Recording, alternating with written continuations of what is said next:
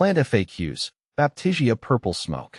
When I first stumbled upon Baptisia purple smoke, I was captivated by its stunning purple flowers and unique foliage.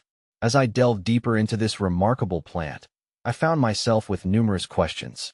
Here, I'll share some frequently asked questions that I've encountered, along with my personal experiences and insights. See more 25 species in genus Baptisia at monsteraholic.com. What is Baptisia purple smoke?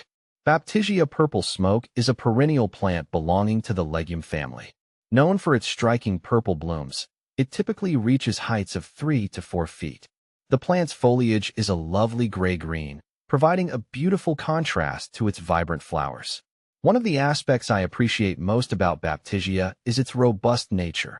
It thrives in a variety of conditions, making it an excellent choice for gardeners seeking low-maintenance plants.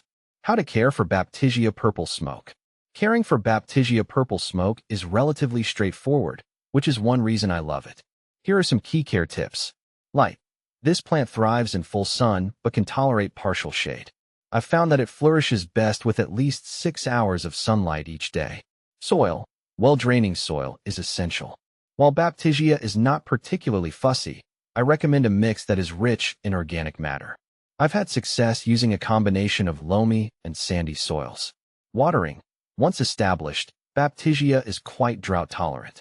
I typically water my plants deeply during dry spells, but avoid overwatering, as this can lead to root rot. Fertilizing. This plant doesn't require much fertilization. I usually apply a balanced fertilizer in early spring, but I've also seen good results without it. How to propagate Baptisia purple smoke. Propagation of Baptisia purple smoke can be done through seeds or division. Here's what I've learned. Seeds. If you're using seeds, you can either sow them in the fall or stratify them for spring planting. I prefer starting them indoors a few weeks before the last frost. Germination takes time, so patience is key. Division. Dividing mature plants every few years can rejuvenate them and promote new growth. I find that the best time to divide is in early spring or fall. What to plant with Baptisia purple smoke. Choosing companion plants for Baptisia purple smoke can enhance your garden's aesthetics. I've had great success pairing it with Echinacea, coneflower. The vibrant colors complement Baptisia beautifully. Rudbeckia, black-eyed Susan. Their golden hues provide a lovely contrast. Sedum. The low-growing varieties add texture and interest to the garden. Is Baptisia purple smoke toxic? I often hear concerns about the toxicity of plants, and Baptisia purple smoke is no exception. Fortunately, this plant is non-toxic to humans and pets. It's a relief to know I can have it in my garden without worrying about harmful effects. Benefits of Baptisia purple smoke. Baptisia purple smoke offers several benefits beyond its beauty. Pollinator-friendly.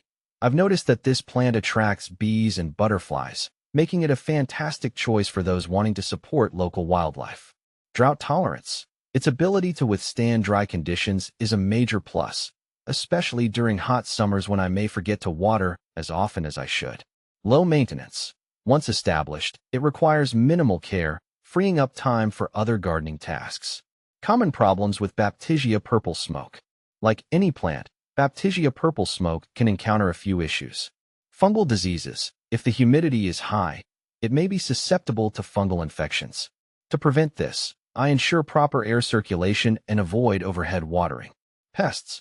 While not a common issue, I've occasionally spotted aphids or spider mites. I've found that a strong blast of water or insecticidal soap usually does the trick. How does Baptisia purple smoke compare to other varieties?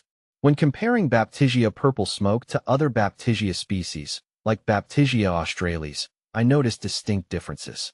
Purple smoke has a more compact growth habit and a unique smoky purple hue, whereas Baptisia australis boasts a taller stature and a more traditional blue hue.